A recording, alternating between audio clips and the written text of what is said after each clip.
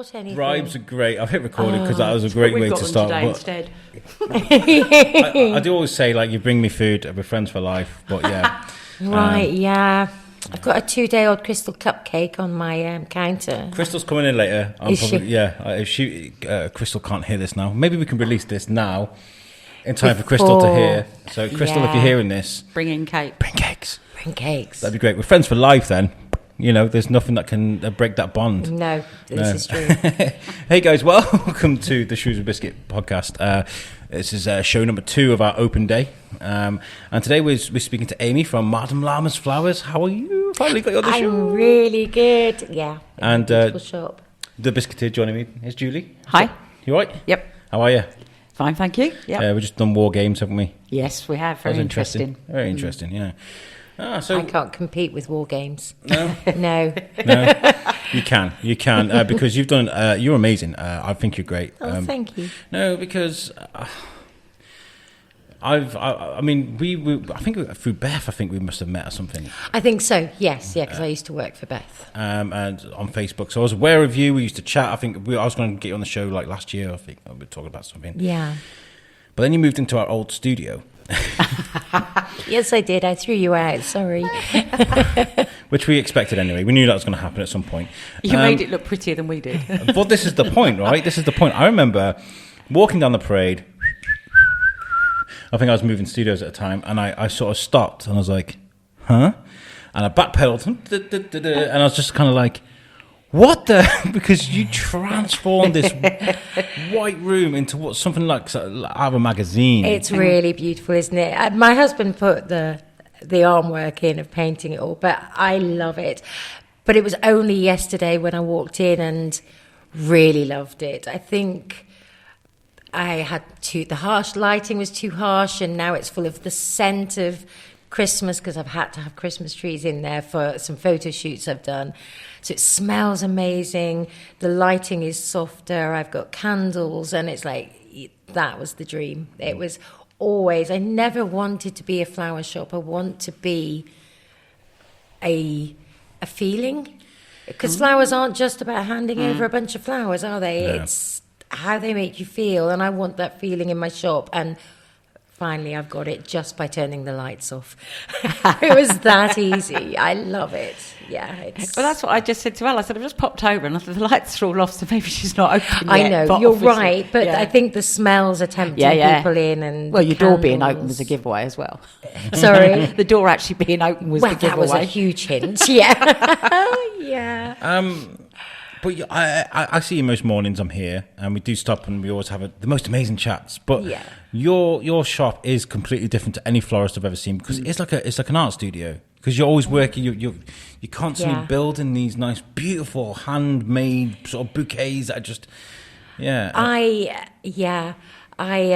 remember I went to Paris a few years ago with my husband, and we walked past a shop, and then we stopped walking and went back because the smell and the feeling I got, and I knew that was my dream. I knew it, and I just want that luxurious feeling, but I want it for everyone. I want, there are some people that can't afford £40-50 on flowers, but the feeling behind the bouquet that has cost them £10 should be as luxurious as that huge gesture, shouldn't it? Yeah. And that's what I want for people that come into my shop. I want them to feel special. I want them to feel like that young lad who's buying his first bunch of flowers for his first girlfriend and only has £10. I want those flowers to feel as special as the great big 20th anniversary flamboyant. They've all got to mean as much, haven't they? And There's a certain glow about somewhat. Well, me personally, but I think I've seen it before in other guys. When you're buying your other half some flowers and they're really nice and you pick them out and they're great and you know they're gonna make them smile, and you're walking down the high street and you're kind of like, yeah, you've got that glow on your face. And do you find that people smile at you because they know you've done good? And it's flowers make people smile, don't they? Smile, yeah. And they all mean so many different things, and that's the other thing. That's the thing as well. There's a code, isn't there? There's like a flower code. There is. There's a definite code.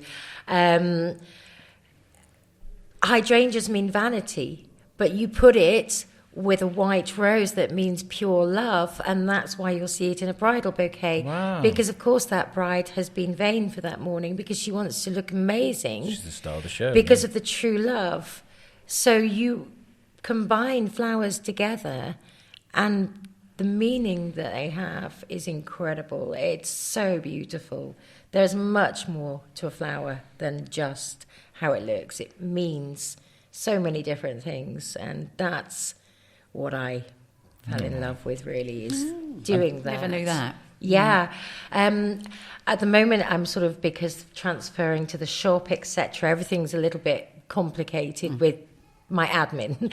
But yeah, a lot of my bouquets of flowers have a script that gets printed out that will tell the person exactly the meaning of every flower in their bouquet and what it means. And I will be working, as soon as Christmas is done, the amazing Brigitte and I are working on a really exciting project about because you're dead opposite each other, aren't you? Yeah. Yeah. This is the exciting thing about you, because obviously, like, I mean, what was it like before you moved here? Were you just working from home? And Working from home. It didn't help. My son has hay fever. The house being full of flowers was not great. My husband turned our garden shed essentially into a beautiful working space for me. But when it's summer, it's too hot. So then I would move into our dining room, which is really cold. But then it wasn't a dining room anymore. So everybody was having to, be careful because of my flowers, etc., etc. And I wasn't escaping work, and I needed a space, and I love this place. It's been on my radar for my whole life. My auntie and uncle worked here as nurses and doctors. Oh, wow.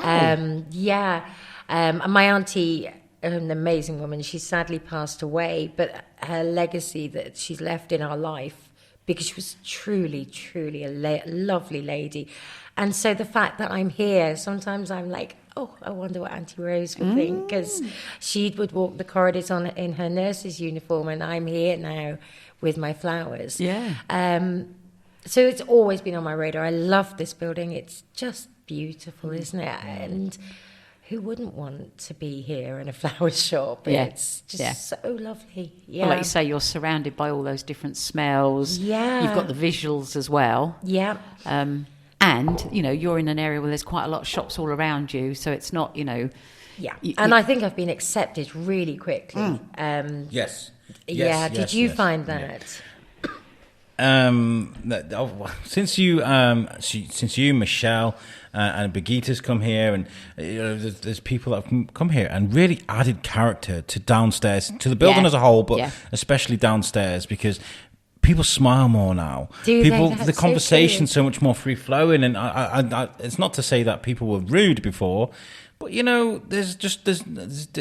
are certain people that add a nice character to a place, and I think you and Brigitte and Michelle, people that from the Vegan Hub, by the way, make sure you check out the Vegan Hub.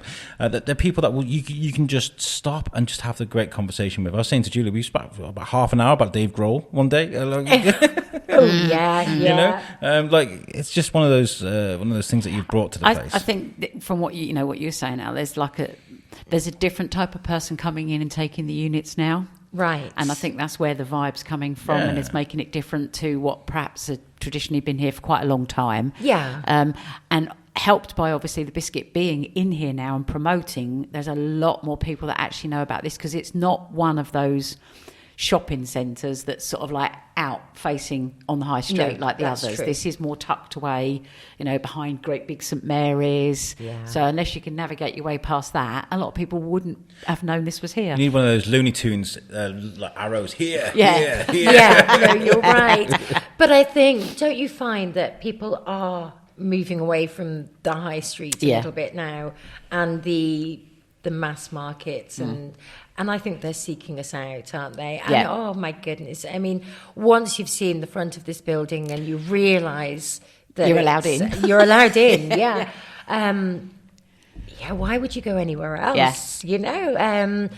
But I think, going back to what you said about new businesses, I think we are working really well with businesses that have been here. Neil in the bookshop next to me, Nice he's been guy. an amazing support for me, because I've never had my own shop, and I'd be looking at it and I knew something wasn't right, and he'd walk past and he'd be like, you need to move that, you need to do this.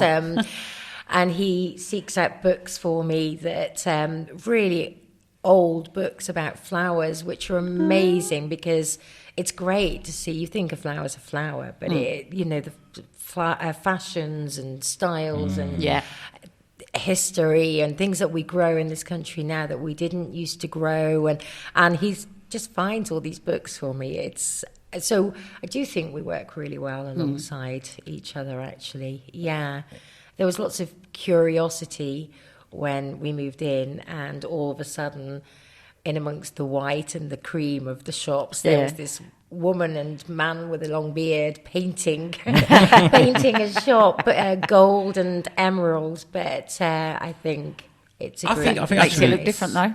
Yeah, absolutely it does make you and Birgitta have done an amazing job, because her studio's beautiful. I recorded in her unit for one day, because they put all my stuff in there. I recorded in one day, and it was the guys from the medal store were there, and they've been there for a few years, and now they've moved to this amazing new unit upstairs. So if you want to come and check out some old medals, they are still here. They're just upstairs. Birgitta moved in. Brilliant white walls, hard floor. She turned it into and these nice drapes swooping down. It looks like a studio, and it really does, doesn't it? It just goes Gorgeous. to show that the white cell, I'm going to say cell, but unit that I we know were what you in mean, can be transformed into something beautiful. We do all have bars on our windows, so you know. Yeah, that's true. No, they can, and I don't think anybody had noticed all of the. I don't know the word. I'm a florist, not a builder, but there's bits that stick out at the top of my wall, it's arched and it's beautiful. Freezes, isn't that freezes and things like that? Sort of like. I don't know. I'm just saying yes. I agree with you. And I'm probably just saying the word because I've heard it somewhere. Are we just making up builder words? That's fine. There's a sticky out bit. Well, that's the unique thing about this building is the rooftops, the archways. It's so striking in what it is. I always compare it to a bazaar, because it does look like, if you look down the corridor, if you look down the thing, and you remember when you've been to, like, I don't know, Gran Canaria or Egypt or something, and you go to those shopping centres, that's what it looks like. It does look like that. Yeah. It's actually, it's very much like a souk, isn't it? Yeah. Where have I been to a souk? Oh, somewhere in the Middle East, and it is. Yeah. It's just like that. Yeah. It's fascinating. So how has business changed for you since you moved in? And has it grown? Is it kind of people have been confused? It's growing. I have a lot of customers who order online with me anyway, so I've brought that over, and so that's keeping everything going. And every week I'm getting more and more walk-ins and more. Oh, I didn't know you were here, but I walked past last week, and then they're walking in to buy their flowers. COVID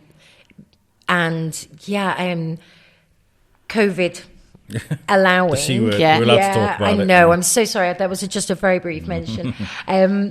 But I am running wreath workshops at there, and that, because I've now got my own space, is incredible. Because last year I was like a cuckoo, and I had to sort of borrow other people's. You know, I did ones in pub function rooms and village halls, etc.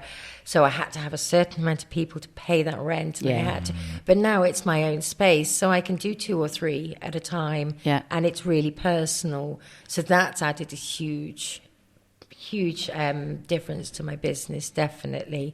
And I'm just feeling braver. I mean, it's a beautiful space. It gives me a chance to, when I wasn't working and doing flowers at home, I was washing up or, tidying. But here I'm at work. So if I've done all my bouquets and delivered all my bouquets, I've still got time to sit and think about my next big thing. Sorry, excuse me. It's quite. What's really interesting and fascinating, given the current climate, is how you say, like, your business is growing and you've got your online business. Because, I've sort of read some stuff about other florists that predominantly their market was weddings, and obviously with the lack of weddings, it's really hard. really difficult. Yeah, it is. But you just have to adapt. So I for weddings, I'm okay at just doing bouquets and buttonholes and a bridesmaid posy. It doesn't have to be big. Yeah. And you don't have to have a big wedding to prove how much you love that person you're marrying. Totally. So we're all changing. I don't think we're going to have big wedding bookings for a long, long time. And so we need to adapt. Yeah. And I've produced beautiful clutch bags that are filled with fresh flowers because a bride still needs to hold something because your hands are fidgety and everybody's looking at you and you don't know what to do. So you hold something. And we just adapt. But don't forget, you can't give hugs anymore. And that's what grew my business. I love that you said that. You said that to me before. Yeah. Let's replace hugs with flowers. Yeah. It's just, that's all we can do, isn't it? And during lockdown, I was actually taking bread and milk with a bunch of flowers because somebody would have something for their nan. They wanted flowers, but they were worried and would sort of say, do you need anything taking? And so I would take milk and bread or whatever groceries, to them. I love a hug. I miss hugs, but I also love flowers and the joy. Honestly, the joy that people had during having flowers delivered is amazing. And then you just sort of alter things. Weather's getting colder, people are feeling a bit stressed, so I'm selling bouquets of eucalyptus, pure eucalyptus. You hang it over the head of your shower and the steam releases all the oils and it's like a spa day. But and that's massive. Julie. That's what I'm thinking. But they're great gifts, and I post those out in letterbox size boxes, so that there's no hassle of having to be in. The postman can just put it through your letterbox or delivered around Shrewsbury. You've taken a modern day thing and mixed it with a very traditional. Yeah, I learned the rules and then I threw them away. my tutor at college, she despaired of me sometimes because she would have told us to do a very structured, and it's like, oh, really? How about if I add a little bit of that and a little bit of that? And she would just shake her head at me. And I know. She was a great lady, a really great lady. And I know without those rules, if you don't learn the rules, you can't break them, can you? Yeah. But that's what I do. But if you've got that creative streak in you that wants to, like you say, come out of that particular box, you know what the main structure is, but then that does allow you, doesn't it, to sort of like then get as creative as you want to be. Yeah. And it will make you unique from a lot of other florists that potentially stay within the rules. I think everybody has their own style as a florist, don't they? I think in town you will always know there's some really talented florists in Shrewsbury, really amazing. And you can tell who has done what. Mine is slightly wild and a little bit wild in a good way, not in a bad way. We've all got a different style. It's the same as anything like hairdressers, jewelers, anybody that makes anything. Everybody's got their own style. Artists, musicians, podcasters. We've all got our own styles, and that's good to be unique because that's how you get your customers that will stick with you for years. Yeah. When I popped in just before, obviously, to just let you know that we were going to be ready to see you soon, the very first thing that I thought of when I walked in was I'd walked into like a little mini rainforest. That's how I felt when I first walked in. Yeah. Then and obviously now you've explained about the lighting and that now makes sense. Yeah. Because I wasn't sure, thinking, maybe you're not open yet. But you're absolutely right. It was like walking into a rainforest. If you can evoke a reaction in that just by somebody walking into your premises, then... I know, right? Isn't it exciting? That's why I'm sat here with a huge smile on my face, because it's... You don't get that when you walk into WH Smith's, do you? No, you don't. But you do get that when you walk into a lot of the shops in here, definitely, don't you? Character. Yeah. You saying like you took the rules, you broke them, put them back together. You're turning a lot of heads now. You've been featured a lot in magazines and lots of photography. I'm constantly messing around with that flower dress thing you've got going on there. Let's talk about that. What's going on? Well, I can't talk too much about it, I don't think, or maybe a little bit, because it's out in my Shrewsbury next week. Okay. But I can say that yes, I made a ball gown out of a Christmas tree for someone to wear, and I actually cried when we got her into the ball gown, and I had done all the ribbon up at the back. It always choose to do the hoovering right as we hit record. I know, I'm just thinking. I know. I had to leave the studio because I did cry. It was a lovely moment. But yeah, I've been lucky enough to do lots of photo shoots this week, actually, for Christmas. It's handy that you got Brigitte opposite as well, haven't you? You know. Yeah, we work really well together.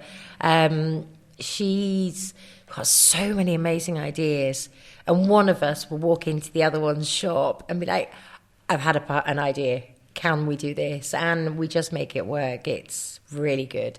Yeah. Yes. And of course, it's Christmas coming up. Yes. Yeah. Have you got any plans for Christmas as a business? As a business, well, the wreath workshops, yeah. I am producing my own range of Christmas crackers at the moment. So actually, that's possibly where you can help me. I need jokes. I need your word, not rude jokes, because, your child might open them. But I need your favourite, your cheesiest, your worst dad jokes, etc. Because the crackers that I'm producing, I want a joke, and then I want like the age of the person who's written the joke. That sort of. Yeah. We could ask Alex, 21. Each of the guests today as well. That would be amazing. Yeah. Great idea. Great Thank idea. you for that. Because Right, okay. these crackers, they're brown craft cards, so recyclable. They're going to be topped with a tiny little green Christmas posy on each cracker, and handwritten jokes from everybody. Handmade Shrewsbury and Shrewsbury chocolate. So they're not cheap. But they are not. I mean, they sound like they're going to be unique. Yeah, well, they are going to be. Oh, yes, because they're having a packet of flour as seeds in them as well. Oh, brilliant! That was my lovely son-in-law's idea. And it's like, why didn't I think of that? Yeah. So I was thinking the joke may actually go on the seed packet. I think that would make it even quirkier. Because I'm so sick of the waste. I'm so sick of... I think I get excited about a screwdriver set occasionally because we all, once every 3 years, need that mini screwdriver set, don't we? Like the little plastic moustache that we need. Yeah, or the fish that we put on the palm of our hands that tells us how passionate we are today. And nobody looks good in a Christmas hat, do they? Nobody at all. So what I'm going to do is a video that will go onto my website and my social media to teach people how to make foliage, crowns, etc. for their Christmas table, because... honestly, I hate that moment my kids tell me to put my Christmas cracker hat on. I don't have a head for a Christmas cracker hat. There's always that guy, it's usually me, that's like, oh, look how crazy I am. Got my cracker hat on. Look how crazy I am. Yeah. And then they rip, or I've done my hair. Yeah. From a girl's point of view, we've done our hair, we've made ourselves look beautiful for Christmas Day, and then we have to stick this thing on our heads. But you won't have that with my crackers. Well, I suppose you could, but you're going to learn how to make your own... foraged Christmas crown. So I've got that coming up. I will be selling miniature Christmas trees. I don't know if you've seen my pom-pom wreaths. No. They're incredible. Yeah. Am I allowed to show you photos, and then you can just tell the world on my podcast?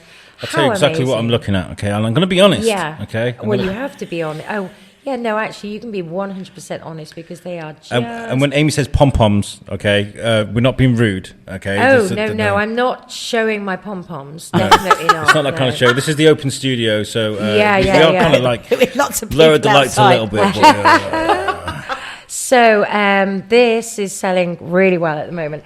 And I used to be cool, Alex, but now I sit and I make pom-poms. They're selling it... Well... People are ordering them. What are they made of? Pom-poms, wool. So it is wool? Yeah. I sit every night and I make pom-poms. Try not to let it They are brilliant. Thank you so much. It's so I've got to explain to you. It's like a patchwork pom-pom wreath that's been made like different colours. Imagine pom-poms, but like in a circle around, but like patchwork colours, different colours. They're kitsch. I think that's the word. What size are they? So they're 20 centimeters in diameter. No, they must be 20 inches. Oh. They're very big. 20 centimeters amazing. doesn't sound right, does it? But they're very deep because they are packed. Yeah. And they've got tassels and bells. And I cannot tell you how shocked I was how quickly my order book for those has filled out. I can't. They're brilliant. They're really I've never good, seen anything aren't like that they? before. No, neither have I. That is because I had when you said pom-poms in my head straight away, I'm like, right, that's what I've seen a pom-pom as. Yeah. I didn't expect that at They're all. beautiful. They're really beautiful. Yeah, I think Birgitte's got one hanging up in her studio has for she? her Christmas photo shoots. Yeah, when I went past a moment ago, I saw her Christmas tree, which is white, isn't it? And I'm sure her tree's white, and then she's got loads of colourful. Yes, it's what? very What colourful. colour is it? It's white. What? White. White. It's white. Sorry. It's white. She's got two sets this year. They're Right. very colourful, beautiful. I literally one, glanced and as then I a walked very gorgeous, pure one. Yeah, you have to pop in and see. I love. Yeah. Do you know what? I actually love. I've been dying to talk about this with you. It's like the sentiment. It's very sentimental, everything that you do. And like I was talking to Birgitte, and I was talking to a few people about Christmas this year, because Christmas isn't cancelled. But what we need to do is we need to rearrange how our meaning of Christmas. Yes, I we believe. do.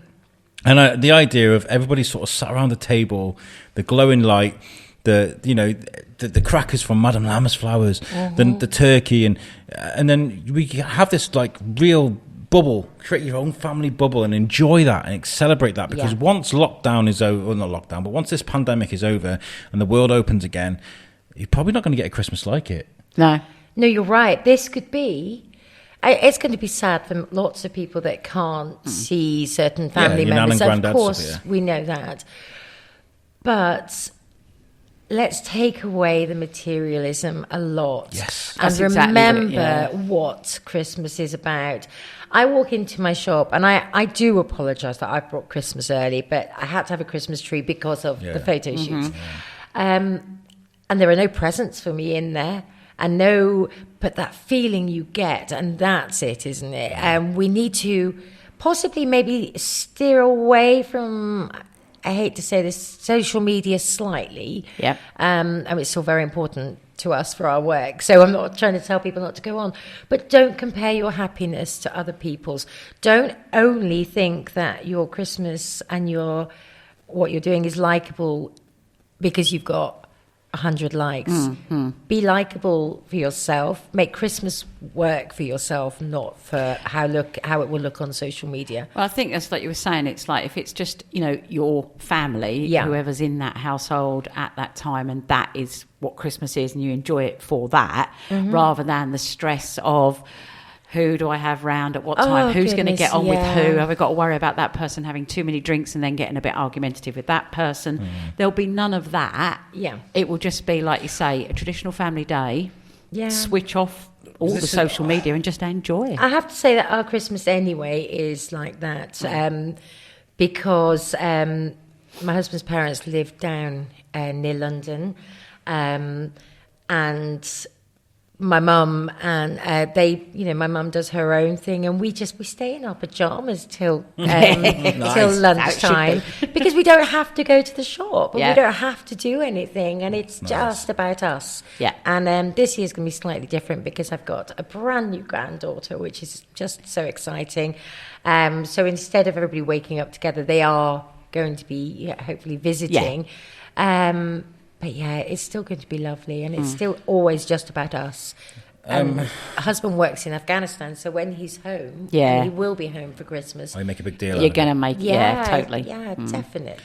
And I'm lucky because Kaz being from Colombia, I've got to sample sort of Colombian Christmases, because like they celebrate Christmas on Christmas Eve. Like, so you have a party on Christmas Eve, you get everyone round, you have food, you have a few drinks and stuff. Then sort of at midnight you do the presents, and then the next day you can have a bit of a lie-in, and then you can crack on with dinner. And it's all about the family getting together on Christmas Day. It's all about that meal. That's what it's all about. It builds up to that, and That way you can be less materialistic and rushing around and, we've got to get to Nan's at 12. We've got to do this and then we've got to do that. There's not going to be any of that this year. And in fact, I was talking to Tom and Isla on top of the Abbey the other day, and we were talking about weddings, and I was like, it's 15 people for a wedding now. And I was like, but that's the perfect year to save money, isn't it? Like, you don't need 100 people at your wedding anymore. You just be like, just 15 of us, like, and we go to the pub afterwards. Yeah. You know? It's perfect, isn't it? Isn't It's it? a bit more, I think it's a bit more realistic, because then you are not forced. It's probably not the right word, but you're going to make sure you've got the right 15 people there, not worrying about inviting the second, third cousin you haven't seen for 20 years, uncles. but you've got to. Yeah, exactly. Yeah. No and kids allowed. Significantly cheaper. Yes, definitely. When all of this started, when was it? March. Wasn't it? Yeah. Britain, I remember thinking, oh my gosh, Britain's becoming great. It really was, wasn't it? There was a point where everybody seemed to be pulling together. And there was a thing, we got a little bit lost quite recently. But talking to unless I just know the right people and nice people, but talking to people, you think, no, we'll be good. Good people are going to come out of this, better people, because we are all pulling together, aren't we? I still think we will. I know there's been a few negative things, but I do feel like there's been, especially when it comes to innovation and kind of looking at different ways to do things. Yeah. Like you've got a hybrid business where you can do things online and you can do things in person. Yeah. But like when it comes to this year, I feel like I had this argument, not an argument, it was a debate with Tom Bruno, my American co-host, and he's all about Halloween and stuff. And we're scare actors, right? We're working in it. So I do appreciate that, and I love it. I love Halloween. It's one of my favorite times of the year. We were talking about trick-or-treating. And I was like, look, if you want to do it next year, if you want to actually do Halloween all out this year, then can we not like sort of sacrifice it this year, not do the trick-or-treating? Same with Christmas. Let's make it all about this little bubble that you've created over the pandemic. Let's make that special, and sort of don't do the big crazy Christmas so that we can have that next year. Yeah, I agree. There are things that are a little bit sad. They're turning the lights on. Is that going to just happen? Are we just going to wake up? I think they're doing it. I can't remember. They've got a way of doing it that's going to be different. It's the same as the carols. Obviously, the carols. But then in the carols on the different. doorstep. Yeah. That's amazing. So we've just adjusted, haven't we? And that's people are finding different ways of doing things. Yeah. Amy, I think you're amazing. I'm so happy that you're opposite us. Thank you, Alex. Honestly, I always have a great conversation with you, and it's always nice to see you. And I remember the one day I came in, I think I was really tired. I think I was just exhausted, and you were like, are you okay? You recognise the fact that I was having a bad morning. And I like that. That means we're friends. Yeah, it does mean we're friends. Yeah, I like people. I really, And I think that... some people think I'm a little bit loopy as I go up the corridor saying good morning to absolutely anybody and everybody. But I know I make people smile. And so... No, that's nice. And I can't thank you enough for that, because you have added a certain brightness down here. Oh, I wish that my smile could be transferred on the podcast, because you have that It is. When you smile, when you're talking, it does come across on the audio. Yeah. Oh, thank you. Would you like to tell people how they can order? I keep messing with that, sorry. Tell people how they can find you and order things from you. Okay, yep. So obviously Unit 26 downstairs in the parade. You can find me on Facebook, Madam Llama's Flower Bar, and on Instagram, or my websites. Oh, it's a work in progress. You know when you have a cupboard full of junk that you close because you don't want to see it? I'm not very good with technology. So I am being helped with a website. There is stuff on there that you can order, but it's not perfect. And that is www.madamllamasflowerbar.org. Yes. Yeah. But come in and see me, because then that's the easiest and the nicest way. But I always respond to messages, and messaging me on Facebook and Instagram is probably the easiest way. Yeah. You're awesome. We'll get you on again some time, because this has been great. We'll just do a Dave Grohl episode. We'll just do that. Oh, yes. Yeah, let's do that. I gotta have a confession. All right. Okay. Have you got anything to add, Julie, before we get out of here? No, but I'm going to be, as soon as we finish this interview, I'm going to pop across, and I'm going to be asking some questions about pom-poms and something else, but I'm not going to say in case family listen to this. So okay. Nice. The second bit quiet. Secrets. Love to see you. We've got secrets on the biscuits. Thank you very much, guys. And check out our website too, which is www.theshrewsburybiscuitpodcast.co.uk. And that's made for us by our friends at Web Orchard. If you need a website, make sure you check them out. They do a good website. They do. This has been recorded at the Parade Shops, which is just behind St. Mary's. Like we've just said throughout this whole episode, it's a beautiful, beautiful place. Come see Amy. Come and order some flowers. And just check the place out. It's amazing. Special thank you goes to Chris Goff from CGR Business Solutions, who's helping us become a CIC. And in return, I said I would shout him out on the show. But he's a great guy. If you need you need help with your business, accounting, the right forms to get things like that, he does do accounting consultation sessions. CGR, check it out. This has been amazing. Thanks, Thank you so much. Thank you. Thank you. Thank you.